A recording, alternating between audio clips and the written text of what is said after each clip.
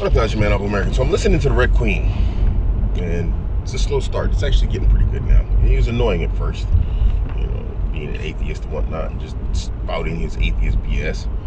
But now that he's actually gotten into the science, and stopped trying to sell his goofy disbelief, it's gotten pretty good. And he's talking about polygyny, both in animals and humans. And so he started off with animals, and now he's gone into humans. And anthropologists have accepted that a monogamous male amongst humans is considered to be a low-value male.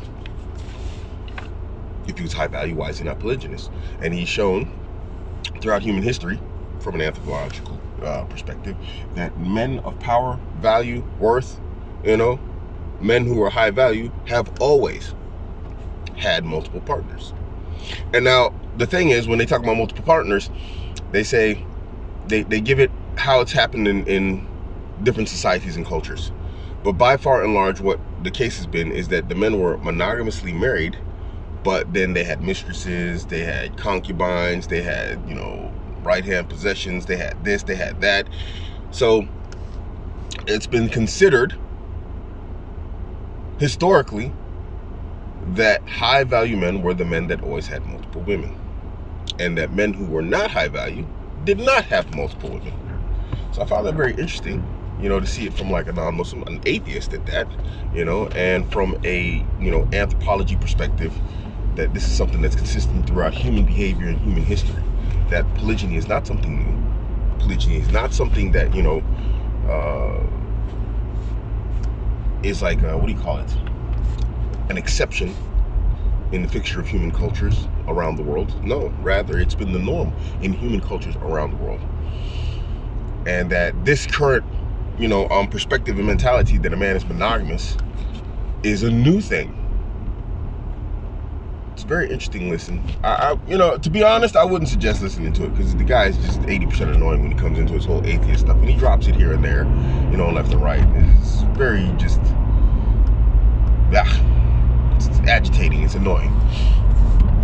But if you are looking for like something that talks about, mechanisms of polygyny and like mating strategies and creatures, it's an interesting listen.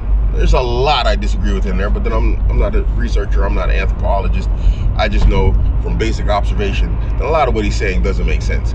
You can tell these are guys that are studying sex and don't have a lot.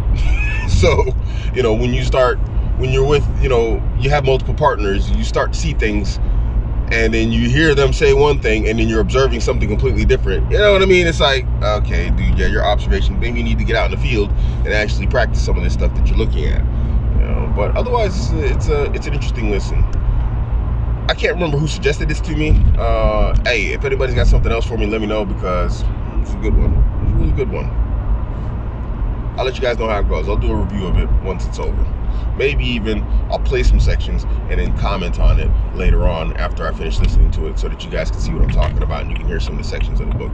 Because I'm not really sure that, do you really need to spend like, I don't know, it's like 16 plus hours worth of like audio. I don't know if I spend a lot of time in my car, so, no music, you listen to this. But, if you're just going to sit around and listen to it, you probably better to listen to some of the roots. It's probably better for me to listen to some of the roots in the car. But, I'm trying to do multiple things, research things, learn things at the same time, parallel. So I don't know if that's your aim, but it is mine. I'm ranting. It's your man, Abuamerican. I'm out. Who wants to fight? Aha. I'm only taking the brave. I'm not taking the scary. I'm not taking no girls. Are you ready to fight? Yes, sir. Are you ready to fight? Yes, sir.